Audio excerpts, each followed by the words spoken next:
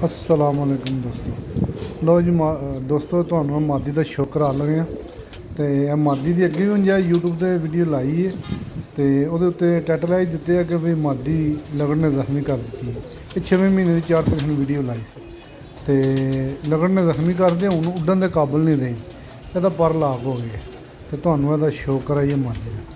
तो मादी देखियो किंज दी मादी है, पर उड्डन के काबिल नहीं रही। तो वो जड़ा देखो मादी, मादी है दोस्तों। जो पहला कबूतर की वीडियो लाई है ना 2 दिन पहला, फकीर गोल कबूतर ऐसे कलर का ही वो ये वास्ते कबूतर लिया। वो बंदा मेरा दोस्त है, उन्हें कबूतर फड़िया, तो उन्होंने पता सी मादी मेरे को दसिया जानवर आया, तो दसी मैं फिर उन्हें दसिया कबूतर फड़िया बड़ा अच्छा। फिर वो कबूतर मैं लैके आया वास्ते, तो दस्यो जोड़ा कैसा रवे दा। कबूतर भी बड़ा कमाल का, यकीन कर, तो मादी भी बड़ी डर है।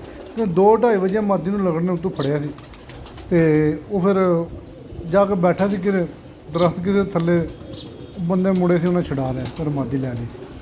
तो मादी उड्डन के काबिल नहीं रही। तो यह हूँ जोड़े लानी है मादी, तो दस्यो कैसा जोड़ा रवे।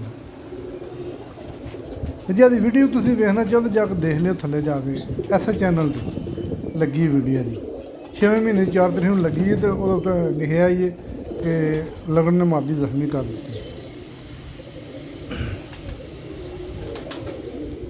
देखो पर शर उदू के थोड़े जे खराब हो गए, उन्हें सट मार सी, पर लमकदा सी यदा।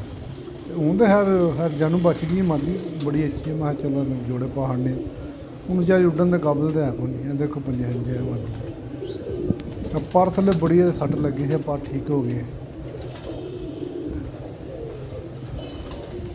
इस पर थले भी जख्मी है, वो देखे जी खून का थोड़ा निशान है छाती के कोल धोन, तो इन्हें बड़ा एडा पाड़ कर सटे। हूँ तो ठीक हो गई। देखो मादी बादशाह मादी जी। तो कबूतर भी जो लाना फकीर गोल, वो भी एक नस्ल है फकीर गोल बनी है। वो बहुत बंद घट पता है फकीर गोल भी नस्ल का। तो वह भी कबूतर जी 2 दिन पहला वीडियो लाई है, कबूतर देखो तुम वो भी ये पाना, देखो कैसा जुड़ा रहे। सही है दोस्तों, कमेंट करके दस्यो। ओके।